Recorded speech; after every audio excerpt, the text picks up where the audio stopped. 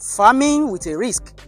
This is farm gas, and I have corn garden here, and this corn garden, they were just planted last month, October 2025.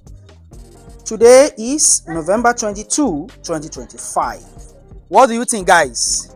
Will this corn survive? This is a mixed farming. We have mixed farming system, cassava interplanted with corn.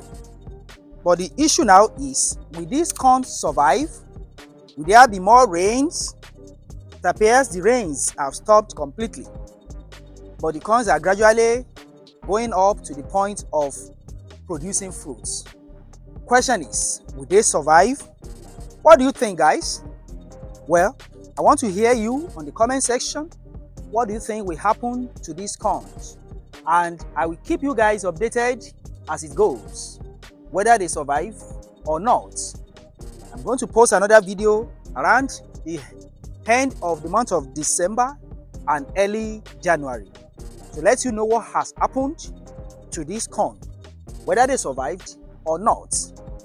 Hopefully they will survive. That is what I think.